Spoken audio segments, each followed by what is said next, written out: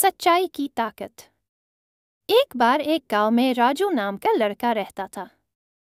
वह हमेशा झूठ बोलता था। एक दिन उसने मजाक में गांव वालों को बुलाने के लिए चिल्लाया, शेर आ गया, शेर आ गया।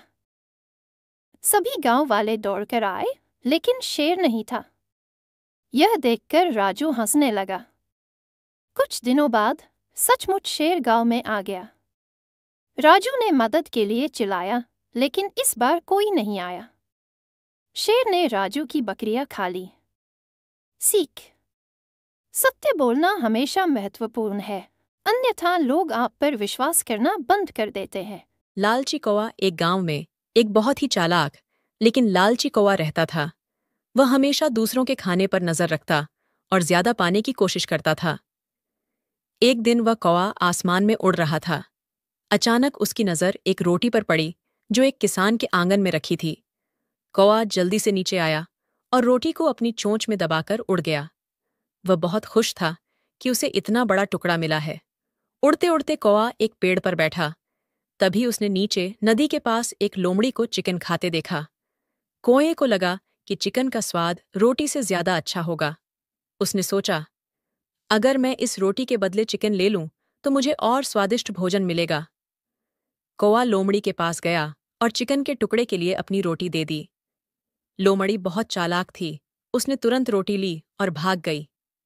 अब कौवा के पास सिर्फ चिकन का छोटा टुकड़ा था। कौवा जैसे ही चिकन का टुकड़ा खाने लगा, अचानक वहां एक गिद्ध आ गया। गिद्ध ने कौवे के मुंह से चिकन का टुकड़ा छीन लिया। अब कौवा के पास न रोटी बची और न चिकन। लालच बुरी बला है। जो हमारे पास है उसकी कद्र करनी चाहिए। सत्यवादी राजा हरिश्चंद्र की कहानी। राजा हरिश्चंद्र अपने सत्य और न्यायप्रियता के लिए प्रसिद्ध थे।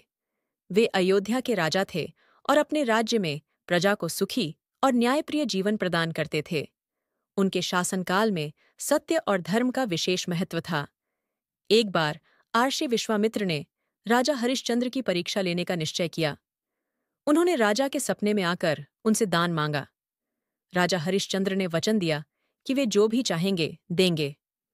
अगले दिन आर्षि ने उनसे उनका पूरा राज्य और संपत्ति मांग ली। सत्य के पालन हेतु राजा ने अपनी सारी संपत्ति दान कर दी और अपने परिवार सहित जंगल में चले गए। राजा, उनकी पत्नी तारामती और पुत्र रोहिताश्व गरीबी में जीवन बिताने लगे। जीविका चलाने के लिए राजा हरिश्चंद्र काशी के एक श्मशान में चौकीदार का काम करने लगे। वहां हर कोई अंतिम संस्कार के लिए शुल्क चुकाता था और हरिश्चंद्र उसे सत्यनिष्ठा से पूरा करते थे। एक दिन उनका पुत्र रोहिताश्व सर्पदंश के कारण मृत्यु को प्राप्त हुआ। उनकी पत्नी तारामती अपने बेटे के अंतिम संस्कार के लिए श्मशान पहुंची।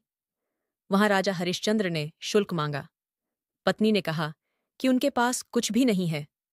इस पर राजा ने कहा, यदि शुल्क नहीं दिया गया तो अंतिम संस्कार नहीं होगा। पत्नी ने अपनी साड़ी का अंश फाड़कर शुल्क दिया। राजा हरिश्चंद्र की इस सत्यनिष्ठा और धर्म के पालन से देवता और ऋषि विश्वामित्र प्रसन्न हो गए। उन्होंने राजा की परीक्षा समाप्त की और उन्हें उनका राज्य, पुत्र और वैभव सब कुछ वापस लौटा दिया।